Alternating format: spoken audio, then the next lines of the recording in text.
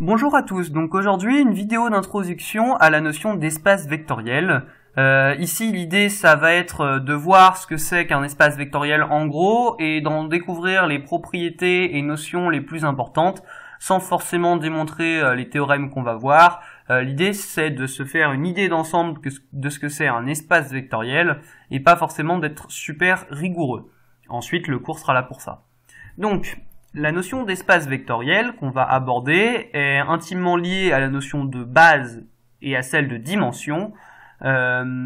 Et on va illustrer en particulier ces différentes notions en prenant exemple sur le plan, c'est-à-dire R carré. Donc voilà d'abord la notion d'espace vectoriel qui est intimement liée à celle de loi de composition externe, on appellera ça une LCE. Une loi de composition externe, c'est une application du produit cartésien d'un corps par un ensemble dans un ensemble. Donc en fait, quand c'est une opération, c'est qu'on prend deux éléments en entrée, qu'on en sort un à la sortie. Normalement, jusque-là, ça va. Cette application, elle se fait d'un corps, dont les éléments, qu'on notera souvent lambda d'ailleurs, comme ici, seront appelés scalaires. Et elle prend en argument aussi un élément d'un ensemble. On aimerait bien appeler ces éléments vecteurs. Et elle renvoie un élément de l'ensemble qu'on notera généralement lambda point le vecteur x avec voilà ce point pour caractériser la LCE et qui sera un élément de notre ensemble E, notre ensemble de vecteurs. Donc, pourquoi on appelle ça une LCE? En fait, si on avait une application qui au lieu d'être de k fois E dans E aurait été de E fois E dans E, ça aurait été une loi de composition interne de l'ensemble E. C'est-à-dire, on fait agir un élément de E, le premier, sur un autre élément de E, le deuxième, pour envoyer un élément de E, le troisième. L'idée, c'est qu'ici, notre ensemble qui opère, qui agit, ce n'est pas E, c'est un corps qui est externe à E, d'où ce nom de loi de composition externe. On prend un élément dans le corps qui agit sur un élément de E pour rendre en sortie un autre élément de E. Donc on va, pour illustrer ça tout de suite, donner quelques exemples de LCE. Déjà, on pourrait faire une LCE de R comme corps, qui agit sur l'ensemble C et renvoie donc un élément de C. On prend lambda dans R, Z dans C, et on renvoie lambda Z, qui est bien un élément de C. Il s'agit donc bien d'une LCE. Ici, on prend C comme corps, c'est aussi en l'occurrence une LCI, mais c'est surtout une LCE, c'est ce qui nous intéresse ici. On a un corps ici, qui agit sur lui-même, et renvoie un élément de lui-même. Donc, c'est bien une LCE. En effet, si on prend Z, un complexe, Z' un complexe, et qu'on renvoie le complexe Z' plus Z, ce qui correspond finalement à une translation de Z, c'est toujours un complexe. Ici, bien sûr, c'était une homothétie de rapport à un réel donné. Et ça, c'est une loi de composition externe encore. Finalement, on va voir une troisième loi de composition externe, une loi que normalement vous avez déjà rencontrée quand vous travaillez déjà sur les espaces vectoriels sans savoir, en travaillant sur l'espace. Si je prends un vecteur de l'espace, que j'ai ici noté en ligne, mais vous pourriez appeler ça un point, en fait ça marche pareil, je peux multiplier ce vecteur qui est donc dans R3 par un réel. Les réels, c'est bien, l'ensemble des réels est bien un corps, donc ça c'est notre scalaire, et R3 c'est notre espace, ça va être notre espace vectoriel, mais c'est l'ensemble, ici on n'a pas encore parlé d'espace vectoriel, c'est l'ensemble sur lequel R agit, pour renvoyer un élément de R3. Donc on prend notre point, notre élément de R, et on renvoie le point qui a été multiplié par lambda dans chacune de ces coordonnées, qui est bien un élément de R3. Et là, vous reconnaissez la multiplication d'un vecteur par un scalaire, comme vous aviez eu l'habitude de l'avoir dans l'espace. Voilà, ça c'est une LCE, du coup, opérant de R sur R3. Donc cette notion de LCE, elle va nous permettre de définir celle d'espace vectoriel. Un espace vectoriel, ça va être un ensemble E, qui sera muni d'une loi de composition externe, qu'on notera point comme d'habitude. Et on dira que l'espace vectoriel, c'est E muni de plus et de la loi de composition externe, tel que E+, ça soit un groupe abélien, c'est pas, on l'a noté plus, c'est pas pour rien, hein. Donc E+ devra être un groupe abélien, et en plus la loi de composition externe devra avoir quelques compatibilités avec l'addition, ce qu'on pourrait appeler une linéarité. Là, en gros, il faut que ça se distribue bien dans les deux sens. Si je fais la somme de deux scalaires et que je fais la LCE avec un vecteur, je multiplie, je vais dire à partir de maintenant, ça doit donner la multiplication du scalaire par le vecteur plus la multiplication du second scalaire par le deuxième vecteur. Voilà, on peut distribuer.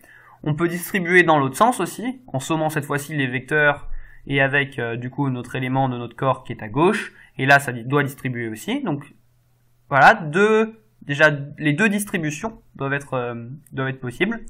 Et ensuite, ça doit vérifier en fait une forme d'associativité. Alors fois ici, vu que bien sûr K c'est un corps, fois ça va être la multiplication dans notre corps, et on doit avoir que un élément de notre corps fois un élément d'un autre élément du corps qui opère sur un vecteur X, ça doit mettre la même chose que d'abord mu qui opère sur le vecteur X, puis ensuite lambda qui opère sur le vecteur obtenu, parce que là, en fait, là c'était une LCI, on a fait une opération de K fois K qui est bien un élément de K, et du coup ensuite on fait la LCE, on a un élément de K, un élément de E, ça renvoie un élément de E, on est bon en termes d'application, c'était bien défini, bien entendu.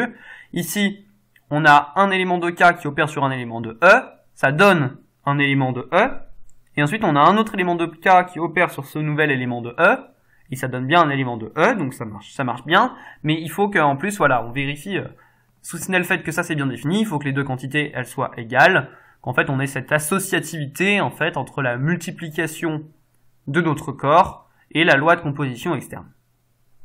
Enfin, si on prend l'élément neutre pour la multiplication de notre corps, si on prend l'élément 1 du corps, on doit avoir que 1 fois le vecteur E, il y a un vecteur de E, donc X, 1 fois le vecteur X, ça doit donner X.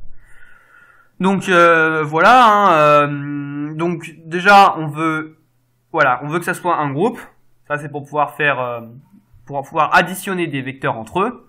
Et on veut une certaine forme de linéarité. En fait, on veut pouvoir multiplier sympathiquement des vecteurs quand on veut, par des scalaires, je veux dire. Et du coup, on veut que ça soit distributif, que ça ait une forme d'associativité, et qu'on veut que 1 fois le vecteur, ça donne toujours le vecteur. Donc, je vais vous donner quelques exemples d'espaces vectoriels. Déjà, si on prend un corps K, c'est un K espace vectoriel.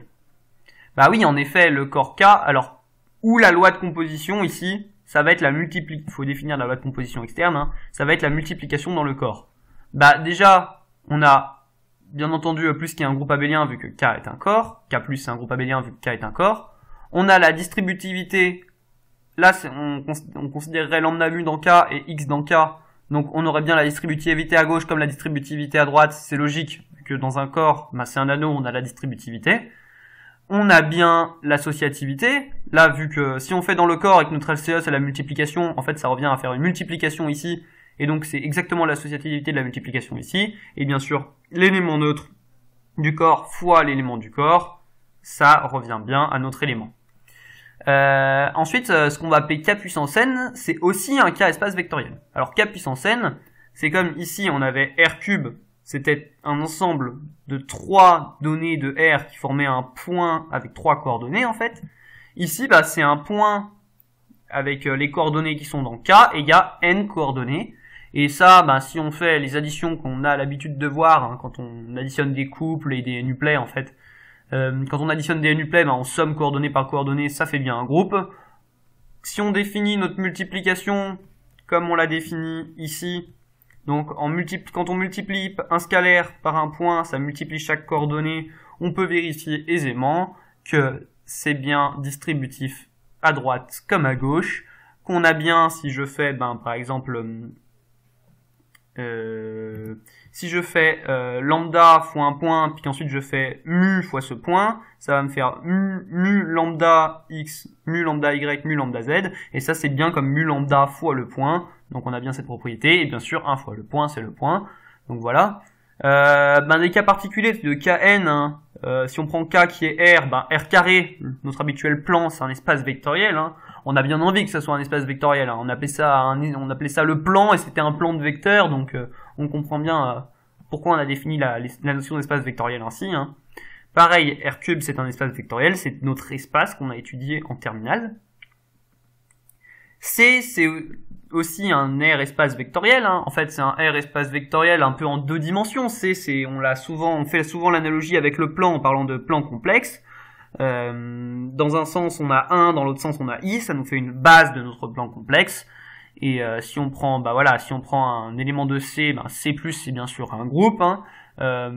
Bien sûr, vu qu'un élément de R, on regarde ça comme R espace vectoriel, c'est aussi un élément de C. Si je fais un élément de R fois la somme de 2 éléments de C, c'est bien distributif. Si je fais la somme de 2 éléments de R fois un élément de C, ça distribue également. Si je fais un élément de R fois un élément de R fois un élément de C, ou que je fais un élément de R fois un élément de R fois un élément de C, quel que soit l'ordre dans lequel je fais la multiplication, ça marche également. Et bien sûr, 1 qui est dans R, quand je le multiplie par un élément de C, ça donne toujours l'élément de C. Voilà, donc ça, c'était des exemples assez simples. Un truc un peu plus compliqué, par exemple, notre ensemble des polynômes, c'est un K espace vectoriel. Alors, dans notre ensemble des polynômes, notre addition, hein, c'est la même que l'addition des polynômes, et notre multiplication par un scalaire, en fait, c'est multiplié par un polynôme à coefficient constant. En fait, on passe de K espace vectoriel, donc K c'est notre corps, et si je fais 5 fois un polynôme, ça revient à multiplier en fait tous mes coefficients du polynôme par 5. Si je fais 15 fois un polynôme, c'est multiplier tous les coefficients du polynôme par 15. Donc on peut prendre n'importe quel élément de K et multiplier. Oui, là, quand j'ai dit 15, 5, bien sûr, je me plaçais dans R, mais ça marche pour n'importe quel corps. Et ça vient du fait que je peux multiplier par... Si je multiplie par la somme de 2 scalaires, c'est bien comme sommer et multiplier par les scalaires. Si je prends un scalaire et que je multiplie par la somme de 2 polynômes, c'est bien comme je peux bien distribuer également. Si je multiplie 2 scalaires que je multiplie par un polynôme ensuite, c'est la même chose que multiplier le polynôme par le premier scalaire puis par le second scalaire. Et enfin, si je prends le scalaire 1 et que je multiplie par mon polynôme, ça donne bien mon polynôme. Enfin, un exemple encore un peu plus compliqué, mes fonctions de R dans R, c'est un R espace vectoriel. Donc mes fonctions de R dans R, hein, pour l'addition, je peux bien additionner deux fonctions de R dans R, ça fait bien un groupe abélien. Et maintenant, si je fais 3 fois une fonction, 3 plus 4 fois une fonction, c'est bien la même chose que 3 fois la fonction plus 4 fois la fonction. Si je fais 3 fois une première fonction plus une deuxième fonction, c'est bien la même chose que 3 fois ma première fonction plus 3 fois ma deuxième fonction. Voilà, donc etc.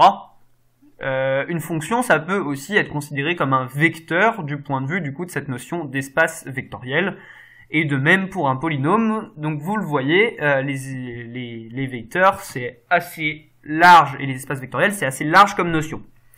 On va surtout cette année étudier des espaces vectoriels de dimension finie, ce sur quoi on reviendra un peu plus tard. D'abord, on va parler de sous-espaces vectoriels. Comme on pouvait construire un sous-groupe à un groupe, un sous-anneau à un anneau, un sous-corps pour un corps, on peut définir un sous-espace vectoriel pour un espace vectoriel. Donc qu'est-ce que c'est qu'un sous-espace vectoriel? Si on a E qui est un espace vectoriel, pour un corps K donné, hein, on parle de K espace vectoriel bien entendu parce que ça dépend de quel est le corps qui compte dans la loi de composition externe. Notre K c'est notre corps qui compte dans la loi de composition externe, donc soit E un K espace vectoriel. Si on doit prendre un sous-espace vectoriel, en fait c'est un ensemble F qui est inclus dans E, voilà, pour le sous de sous-espace vectoriel c'est un sous-ensemble en fait, qui doit lui aussi être un K espace vectoriel. Donc voilà, c'est comme un sous-groupe, c'était un groupe inclus dans le groupe, un sous-espace vectoriel, c'est un K espace vectoriel inclus dans le K espace vectoriel. Donc on peut caractériser assez facilement ces espaces vectoriels. Donc pour être un sous-espace vectoriel, déjà, alors ça c'était la définition d'espace vectoriel. Pour être un sous-espace vectoriel, il suffit d'être un sous-groupe du coup, parce que le côté abélien, l'associativité, voilà, il suffit. Le côté abélien est persistant, mais du coup si on a un sous-groupe de E+, déjà c'est un premier point qui est nécessaire. Et ensuite, vu que c'est un sous-ensemble, en fait toutes ces propriétés, elles sont vérifiées, bien sûr, parce que vu qu'elles étaient vérifiées dans l'ensemble E, hein, si elles sont vérifiées dans l'ensemble E, elles sont aussi vérifiées dans l'ensemble F vu qu'il est inclus dans E. Et en fait, il faut juste que on ait bien, du coup, F+, qui soit un sous-groupe. Et il faut que notre loi, quand on la restreint à F, ça soit bien une loi de composition externe. C'est important, ça doit être une LCE dans un espace vectoriel. Donc, notre loi, c'était une LCE sur E, mais ça doit aussi être une LCE sur F, c'est-à-dire que l'application de K fois F ne doit pas renvoyer dans E, mais doit si renvoie dans E bien sûr, mais renvoie surtout dans F. On ne doit pas avoir d'éléments qui sont en dehors de E. Donc pour avoir un K espace vectoriel, il faut aussi que, en fait, excusez-moi, là ça devrait être marqué F et pas E, hein, bien entendu. Notre sous-espace vectoriel, il doit être stable par combinaison linéaire. Il faut que quand on prenne un élément dans notre corps et qu'on le multiplie par un élément du sous-espace, il soit toujours dans le sous-espace. Donc F+, c'est un sous-groupe si 0 appartient à F, et qu'en plus on a pour tout x et y, x moins y qui appartient à F. Donc et en plus c'est stable par combinaison linéaire, ça il faut que tous les lambda x plus mu y soient bien dans F. Donc les lambda x plus mu y qui sont bien dans F, on peut le réécrire comme ça. En fait, juste lambda x plus y, ça suffit. On l'a déjà vu en cours, ça. Et il suffit de prendre lambda qui fait moins 1, et on a bien que y moins x est dans le groupe. Et on était un sous-groupe si et seulement si, pour tout y, x, y, on avait x moins y dans le groupe et qu'on avait 0. Y moins x dans le groupe et qu'on avait 0, ça revient au même. Donc là, en prenant moins 1, on a bien y moins x dans le groupe. C'est bien stable par combinaison linéaire, on a bien 0. Donc, en fait, être un sous-groupe, c'est avoir l'élément nul dedans. En fait, ne pas être vide suffirait. Parce qu'il suffirait de prendre 0 ici, et bon, non, oui, il suffirait, oui, on peut se débrouiller pour que ça marche. Il faudrait montrer que ça permet d'avoir le lambda x plus mu y, et prendre lambda mu égale tous les deux à 0, et ça suffirait à partir du moment où on a au moins un élément dans notre espace vectoriel et qu'on vérifie cette propriété d'être stable par combinaison linéaire, ça suffirait pour être un sous-espace vectoriel. Mais on aime bien dire généralement, en fait, c'est le plus simple à vérifier généralement, c'est que 0 est dedans. Donc on se vérifie que 0 appartient à notre sous-ensemble et que on est stable par combinaison linéaire, et ça suffit. Donc, par exemple, R et R carré, c'est des sous-espaces vectoriels de R cube. Déjà, c'est assez intuitif parce qu'on a enlevé un exposant à chaque fois. Mais ensuite, à chaque fois, on a bien 0 qui est dans R et dans R carré. Alors, en fait, textuellement, c'est pas vraiment écrit tel quel, c'est pas vraiment des sous-espaces parce que R, c'est en fait, si on prend quelque chose dans R, c'est pas un élément de R cube au sens où un élément de R cube c'est un triplet, mais c'est isomorphe en fait à un élément de R cube. Si on prend le triplet 1,0,0 et qu'on fait x,0,0 et qu'on fait parcourir R à x, c'est bien comme R. Donc en fait mon exemple est peut-être pas très très bien choisi. Mais l'idée c'est que si on prend la droite des réels dans notre espace, c'est bien un sous-espace, ou qu'encore qu'on prend notre plan, c'est bien un sous-espace aussi. Pour s'en convaincre, il faut juste se dire que quand on additionne deux vecteurs de la droite des réels ou deux vecteurs du plan, ça reste toujours dans la droite des réels ou dans le plan. Voilà. Un autre exemple, un peu plus tordu, mais c'est pour les fonctions de R dans R. Nos fonctions continues de R dans R, c'est un sous-espace vectoriel. Pourquoi ? Parce que 0 est une fonction continue, la fonction nulle est une fonction continue, et si on somme de fonctions continues, qu'on soustrait de fonctions continues, qu'on les multiplie, qu'on fait des combinaisons linéaires, ça reste toujours des fonctions continues. Pour toute fonction continue, on a bien lambda fois la fonction continue plus une autre fonction continue, qui est une fonction continue. De même, on peut vérifier que c'est pareil, on avait remarqué que c'était des sous-groupes stables par combinaison linéaire, les solutions de nos équadifs linéaires, justement. Et en fait, ce sont des sous-espaces vectoriels, des fonctions de R dans R également. Donc voilà pour cette notion de sous-espace vectoriel. Maintenant, on va passer aux notions de base et de dimension. Donc pour parler de base, il faut déjà parler de ce que c'est qu'une famille génératrice. Ensuite, on parlera de famille libre et on définira les bases. Une famille génératrice, c'est en fait une famille de vecteurs qui permet, donc de vecteurs de E, parce que nos vecteurs sont dans E, qui permet d'exprimer tous les vecteurs de E comme combinaison linéaire des vecteurs de cette famille. Ça veut dire que je suis en train de prendre un certain nombre de vecteurs de E, et que je dis que tous mes vecteurs de E peuvent s'exprimer comme combinaison linéaire de ces vecteurs-là. Un exemple, par exemple, c'est que la famille 1, 0 et 0, 2 forment une famille génératrice de R carré, si on le considère comme un R espace vectoriel. Parce que si je prends, par exemple, j'ai un vecteur x, y, je peux l'exprimer comme x fois 1,0 plus y sur 2 fois 0,2. Tous mes vecteurs de r carré s'expriment donc comme combinaison linéaire de ces deux vecteurs. Il s'agit bien d'une famille génératrice. Par extension, hein, si je rajoute à ma famille le vecteur 3.14,7, c'est aussi une famille génératrice. Pourquoi c'en est une également? Parce que je pouvais déjà tout générer avec seulement ces deux-là. Donc si j'en rajoute un de plus, je pourrais toujours tout générer. Il suffira de mettre dans ma combinaison linéaire, quand je ferai lambda fois le premier, plus lambda 2 fois le deuxième, plus lambda 3 fois le troisième. Si je prends le lambda 1 qui correspondait pour le premier et le lambda 2 qui correspondait pour le deuxième, j'ai juste à mettre 0 fois le troisième, ça marche encore. Bien sûr, on pourra exprimer nos vecteurs de différentes façons. Tous nos vecteurs de r carré, on pourra les exprimer de plein de façons différentes en utilisant ces trois vecteurs. Hein. Vu qu'il y a un vecteur en trop, en fait, on a un degré de liberté en trop. Un autre exemple, c'est si on considère C comme un R espace vectoriel, ça veut dire que quand on fait des combinaisons linéaires sur C, on peut prendre comme scalaire dans notre combinaison linéaire, quand on fait des lambda z plus mu z', lambda et z doivent être des réels. Voilà, c'est bien d'accord, ça marche bien. Du coup, un i, c'est une famille génératrice. Parce que si je fais n'importe quel réel fois i plus n'importe quel réel fois 1, j'ai tous mes a plus bi, ça fait bien tous mes complexes. Mais en fait, si on considère C comme un C espace vectoriel, ça veut dire que mes scalaires ici peuvent être des complexes. En fait, 1 suffit. Parce que si il suffit d'exprimer, en fait, tous mes nombres complexes peuvent s'exprimer comme la forme nombre complexe. Si je prends z un complexe, ils peuvent tous s'exprimer sous la forme z fois 1. Donc voilà, si on autorise nos scalaires à être des complexes, la base 1 est suffisante pour décrire C, alors que si on décrit nos scalaires, ça peut être que des réels. Quand on fait une combinaison linéaire dans C, lambda mu, lambda x, z plus mu z', lambda et mu doivent être forcément réels, on le considère comme R espace vectoriel. Il faut A, I pour avoir une famille génératrice. Une deuxième définition qui vient avec cette définition de famille génératrice, on va dire qu'un espace vectoriel, il est de dimension finie. Il a un nombre de dimensions qui est fini. En fait, on mettra en avant le nombre de dimensions plus tard. Donc un espace vectoriel, il est de dimension finie s'il possède une famille génératrice qui est finie. Voilà, c'est assez logique. Dimension finie. Donc famille, si et seulement si famille génératrice finie, c'est la définition d'un espace vectoriel de dimension finie. Par exemple, R carré, c'est un espace vectoriel de dimension finie, vu qu'on a vu que, par exemple, cette famille-là était une famille génératrice finie. Bon, celle-là l'est aussi. Il suffit d'en montrer une, et ça suffit pour montrer que R carré, c'est un espace de dimension finie. R cube, c'est également un espace de dimension finie.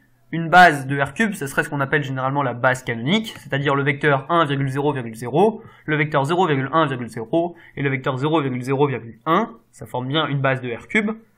Et C puissance n, il est de dimension finie. Alors là, R carré et R cube, on les considérait comme R espace vectoriel, bien sûr. C puissance n, en fonction de si on le considère comme R espace vectoriel ou C espace vectoriel, c'est pas la même chose. Donc déjà, C puissance n, histoire qu'on soit tous bien sûr, c'est bien sûr un n uplet d'éléments de C. Et du coup, ces n uplet d'éléments de C, il y a plusieurs façons de le considérer. Soit, on considère C comme exposant n comme un C espace vectoriel, et auquel cas, il suffit, vu que 1 génère C, pour générer Cn, il suffit d'avoir la coordonnée 1,0000, puis 0,10000, et on peut tous les générer. Si on se place dans R, il faudra avoir 1 et I à chaque fois pour chaque coordonnée pour réussir à tout générer. Enfin, Kx et les fonctions de R dans R, ils sont de dimension infinie. En effet, Kx, par exemple, si on voulait une famille génératrice, ça pourrait être tous nos polynômes de la forme x exposant n. Si j'additionne et que je fais des combinaisons de linéaires de polynômes de la forme x exposant n, je peux bien décrire tout Kx. Par contre, ça a un défaut, c'est que la famille, elle est à 0, elle a 1, x exposant 1, x exposant 2, x exposant 3, etc. Bref, il y a une infinité. Donc Kx, il est de dimension infinie. Et les fonctions de R dans R, là c'est encore pire, il n'y a pas de famille génératrice si on se restreint à des combinaisons linéaires finies. Donc voilà, nos fonctions de R dans R, l'idée c'est qu'il faudrait les construire point par point. Si je veux construire ma fonction cos avec une fonction, puis ma fonction... si je veux construire ma fonction cos, et que je veux construire ma fonction sin, et que je veux construire mes fonctions exponentielles, etc., il y en a beaucoup trop de façons différentes, et donc voilà. Il n'est pas possible d'exhiber une famille génératrice finie des fonctions de R dans R, mais alors pas du tout. Et puis celle de KX, elle est sympa, elle est dénombrable. S'il y en avait une dans R, en s'autorisant le fait de pouvoir sommer... Ouais, bon bref, R c'est tout pourri. Parce qu'il y a beaucoup trop d'éléments dans R. Je sais pas si je vous les ai déjà dit, mais dans KX, il y a un nombre d'éléments qui est dénombrable. Ça veut dire que, en gros, il y a autant d'éléments dans KX qu'il y a de nombres entiers. Le autant étant une façon de percevoir les choses. Dans R, il y a beaucoup plus de trucs. R, il y a trop de trucs dedans. C'est pour ça que l'analyse est tout pourri. Qu'est-ce que j'ai dit? Donc, maintenant, après les familles génératrices, on va parler de la notion de famille libre. Alors, une famille libre, rien à voir déjà avec une famille génératrice. Une famille, elle est libre. Si c'est une famille de vecteurs, déjà, la famille, on la prend d'abord finie pour donner cette définition. Donc si je prends une famille de vecteurs E1, E2, etc. jusqu'à En, elle est dite libre si quand je prends, du coup là je me place dans un K espace vectoriel, si je prends lambda 1, lambda 2, etc. jusqu'à lambda n dans K, et que j'ai ma somme des lambda K, EK, où du coup c'est mes vecteurs de la famille, qui fait 0, alors ça veut dire que j'ai lambda 1, lambda 2, etc. jusqu'à lambda n qui fait 0. Alors comment est-ce qu'on voit ça? Qu'est-ce que ça veut dire ça en fait? Ça veut dire que ça c'est une combinaison linéaire finalement de mes vecteurs de ma famille. En fait l'idée c'est que si une des combinaisons linéaires de mes vecteurs de la famille c'est le vecteur nul, ça veut dire que du coup tous les coefficients sont nuls. En fait l'idée de ça c'est de dire qu'il y a, on va le dire un peu plus bas, c'est de dire qu'il n'y a aucun vecteur qui est combinaison linéaire des autres. S'il y en avait un qui serait combinaison linéaire des autres, la famille elle ne serait pas libre, elle serait dit en fait liée, parce qu'un vecteur s'exprime en fonction des autres, et c'est vraiment ça ce que ça veut faire transparaître en fait.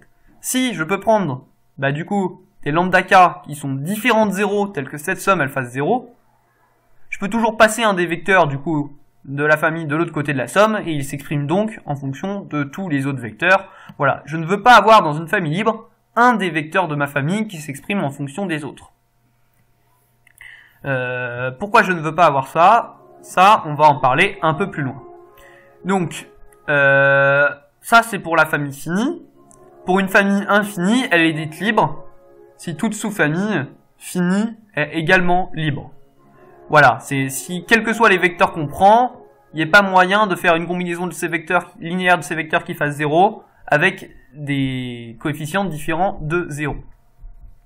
Voilà, donc c'est ce que je disais juste avant, on va faire une petite caractérisation, c'est ce que je disais juste avant. Une famille, elle est libre si aucun vecteur n'est combinaison linéaire d'autres vecteurs de la famille. Il faut que aucun vecteur ne puisse s'exprimer grâce aux autres. Si aucun vecteur ne s'exprime grâce aux autres, en fait, on n'en a aucun qui est inutile dans notre famille. Et du coup, si aucun vecteur n'est inutile dans notre famille, elle est dite libre. S'il y a des vecteurs inutiles qui sont combinaisons linéaires des autres, elle est dite liée. Donc, 1, 0, 0, 2, qu'on a déjà vu tout à l'heure, qui était une famille génératrice, c'est aussi une famille libre de R carré. Vous pourrez additionner autant de fois que vous voulez un 0, vous ne pourrez jamais obtenir 0,2, vous pouvez additionner autant de fois que vous voulez 0,2, ou le multiplier par des scalaires, vous n'obtiendrez jamais un 0. Avec une combinaison linéaire de ces deux vecteurs, si une combinaison linéaire de ces deux vecteurs, là, lambda fois ce vecteur-là, plus mu fois ce vecteur-là, ça fait 0, c'est que lambda et mu sont 0. Ce qui est logique, vu qu'ils sont orthogonaux. Par contre, cette famille-là, c'est bien entendu pas une famille libre. Si je prends 3,14 fois ce vecteur, plus 3,5 fois ce vecteur, moins ce vecteur-là, ça fait 0, 0, et pourtant mes coefficients n'étaient pas tous nuls. Ce qui est logique, j'ai rajouté un vecteur qui traîne en plus, en trop.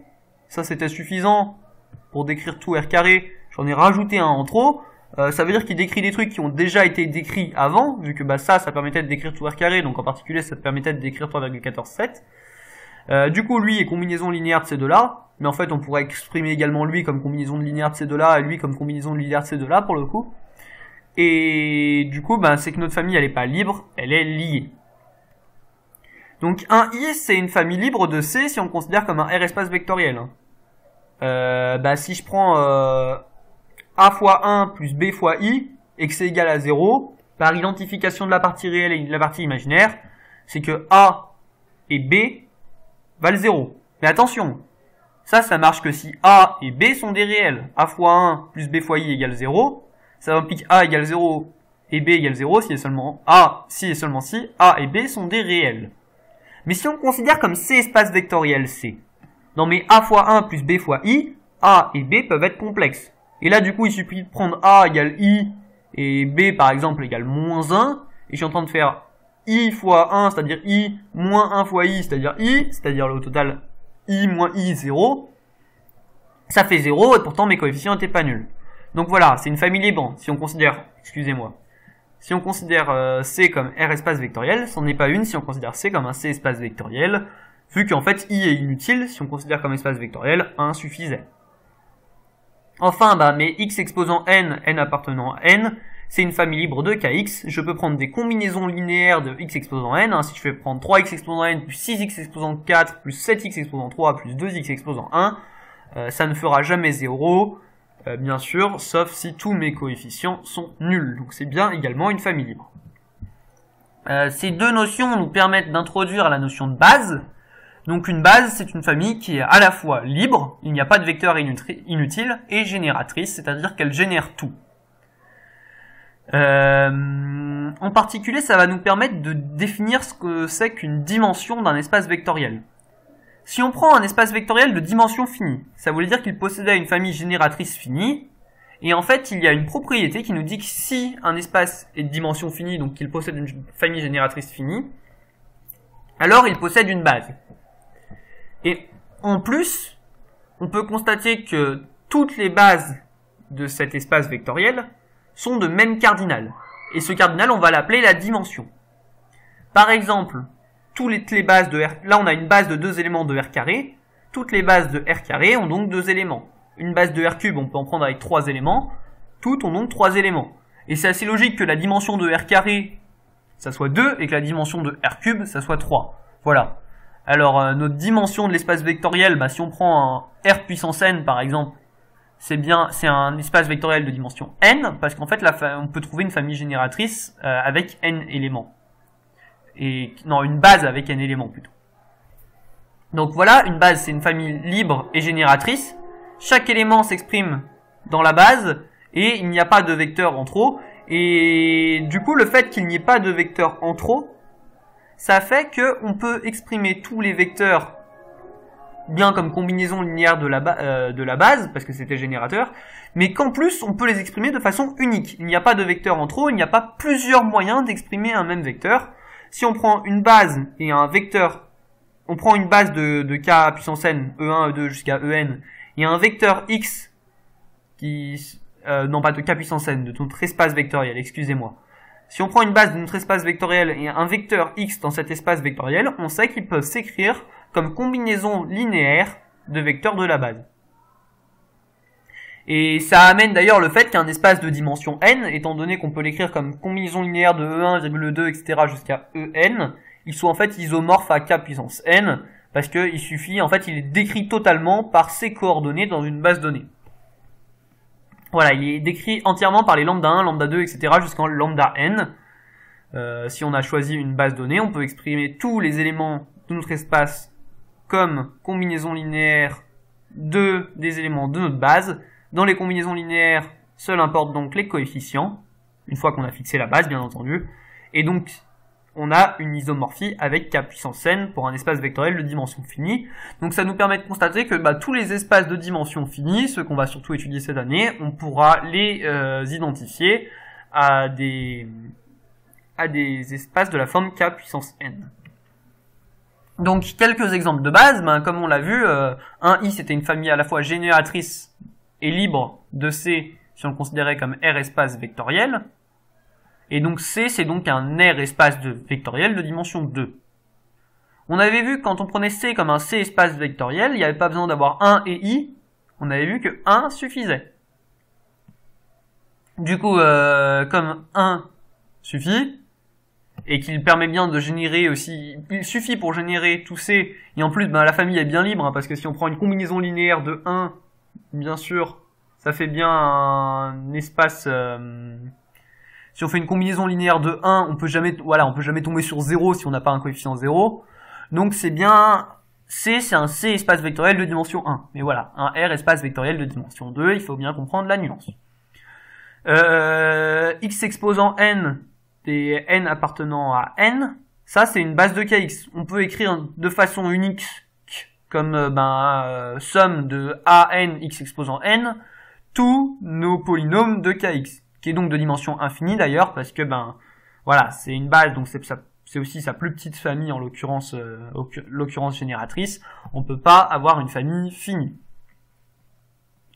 Et enfin finalement, si je prends K cube, un espace de la forme K cube, ça, c'en est une base. Parce que si je prends 1,0,0,0,1,0,0,0,1, je peux exprimer tous mes éléments de K cube comme somme de ces machins-là, parce que si j'ai juste si mon vecteur s'écrit x, y, z avec x, y, z tous trois dans K, il suffit de prendre x fois ce triplet, plus y fois ce triplet, plus z fois ce triplet, et donc K cube, c'est un espace vectoriel de dimension 3, voilà, quand on a des trucs de la forme K puissance n, il suffit de faire tomber l'exposant.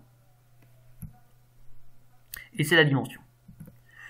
Donc voilà, maintenant on va conclure cette vidéo en prenant un exemple, celui du plan R carré. Donc déjà, on va cette fois-ci montrer proprement que ça, c'est un espace vectoriel. Donc R carré plus fois, l'addition usuelle, et fois, c'est qu'on prend un vecteur de R et qu'on multiplie par un couple xy, et on considère qu'on multiplie chaque coordonnée par, du coup, notre scalaire lambda. Donc voilà, notre scalaire lambda fois un couple, un vecteur xy, ça doit donner lambda x, lambda y. On va vérifier que c'est bien un espace, un R espace vectoriel. Donc déjà, R carré plus, c'est bien un groupe abélien. Ça vient du fait que c'est le produit de R+, c'est le groupe R fois lui-même, en fait, c'est le groupe R+ fois lui-même. Le produit de groupe abélien, ça reste un groupe abélien, donc R carré plus, c'est bien un groupe abélien. On l'a déjà vu en cours, comment additionner des couples, et que ça fait bien un groupe abélien quand on additionne des couples de groupes. Donc, ensuite, si je prends lambda et mu dans R, et que je multiplie par le couple xy, donc ça, par définition, ça fait lambda plus mu fois x, virgule lambda plus mu fois y, on a repris la définition ici. On développe lambda x plus mu x, virgule lambda y plus mu y, on le scinde en deux couples, lambda x, lambda y plus mu x, mu y, et on ressort le lambda devant, et on a bien que lambda plus mu fois le vecteur xy, ça donne lambda fois le vecteur xy, plus mu fois le vecteur xy. De même, si on fait lambda fois le vecteur xy, plus le vecteur x', y', donc on passe, donc déjà on fait cette addition, ça fait x plus x', virgule y plus y'. Ensuite, lambda qu'on multiplie par un couple, ça on sait faire, ça fait lambda x plus x', virgule lambda y plus y'.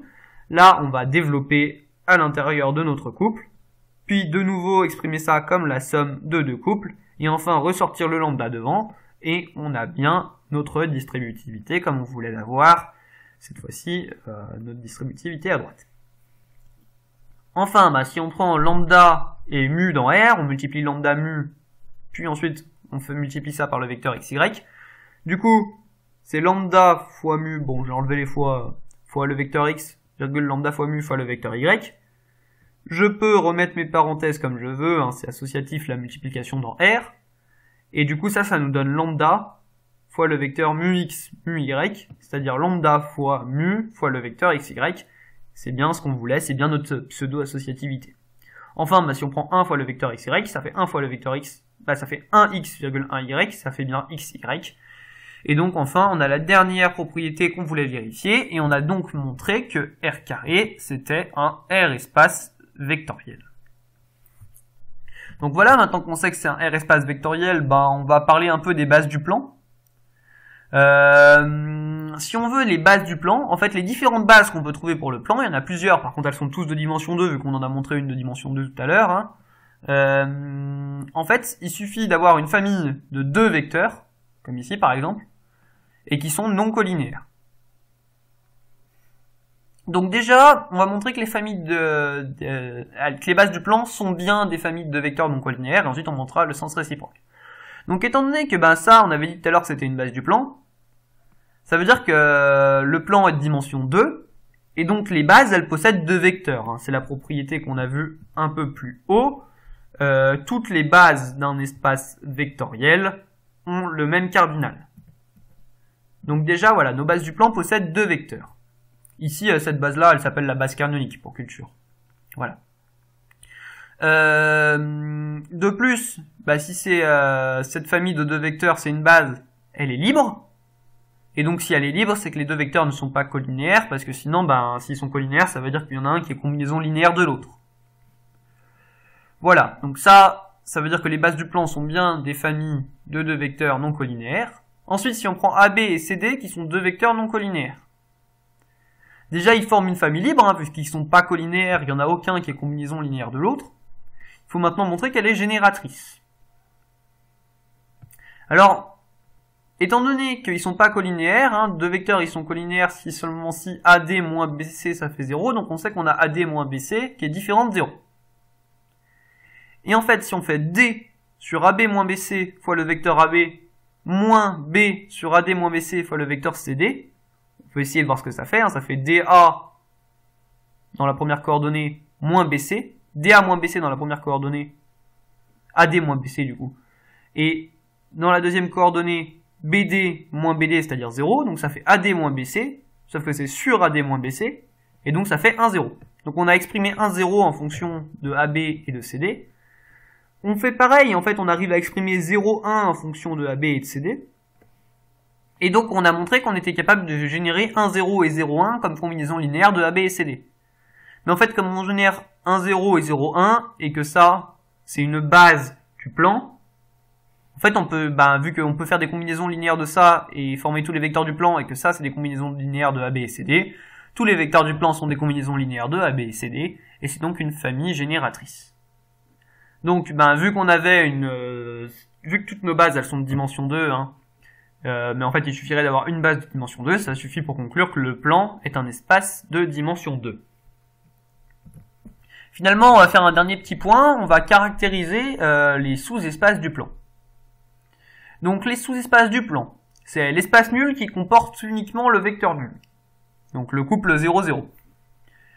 Les droites vectorielles, c'est-à-dire tous les espaces où on prend un vecteur x et qu'on prend tous les éléments de la forme lambda x avec lambda un réel. Ça fait bien une droite parce qu'en fait c'est tous les éléments de la forme lambda font un vecteur, ça forme i, le vecteur x, le vecteur 0,5 x, le vecteur 0,7 x.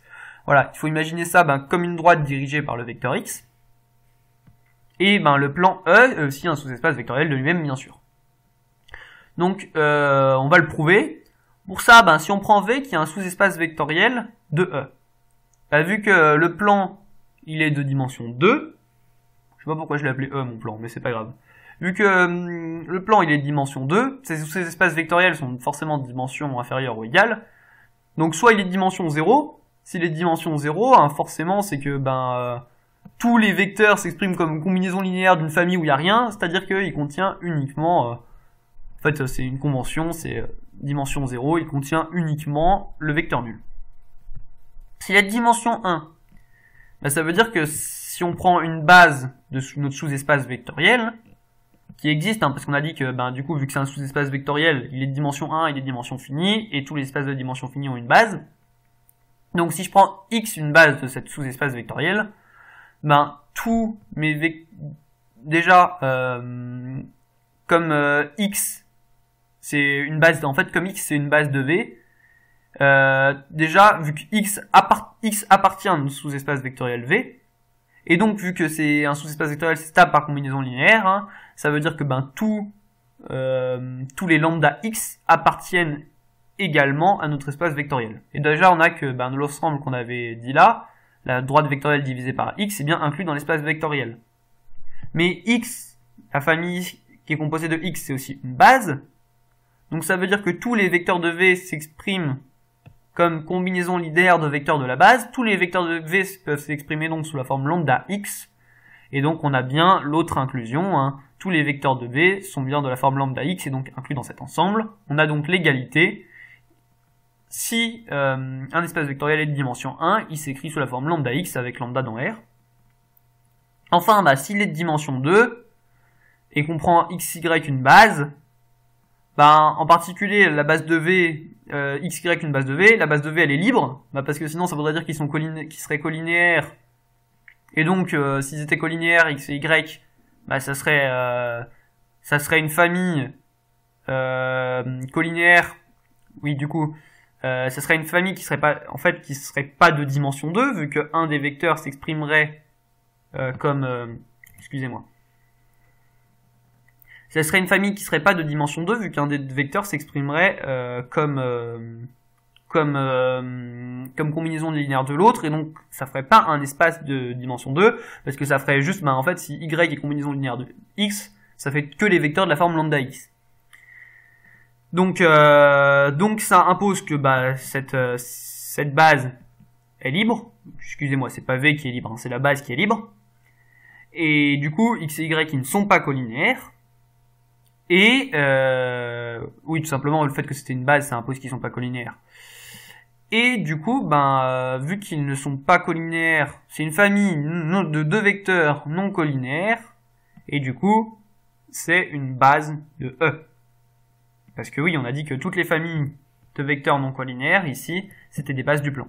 Et du coup, notre sous-espace vectoriel, dans ce cas-là, c'est le plan. Et du coup, nos sous-espaces vectoriels du plan, c'est le plan lui-même, l'espace qui contient juste le vecteur nul, c'est-à-dire le point au milieu, là, et toutes les droites vectorielles, c'est-à-dire si on prend n'importe quel vecteur et qu'on prend un certain nombre de fois ce vecteur. Donc voilà, on s'arrête là pour cette vidéo. J'espère qu'elle vous a permis de bien appréhender ce que c'était que la notion d'espace vectoriel. Et puis on se retrouvera bientôt pour de nouvelles vidéos. Je pense que dans les prochaines, je vais parler un peu de fractions rationnelles, sur la construction en particulier des fractions rationnelles, pour reprendre un peu la construction de Q et réappliquer un peu ça à un cas un peu différent. Et je pense que je construirai R aussi, donc avec un peu de trucs un peu moches, je crois, avec des limites. On appelle ça l'analyse, il me semble. Et des histoires de suite de Cauchy, donc. Et voilà, on s'arrête là pour cette vidéo. À une prochaine!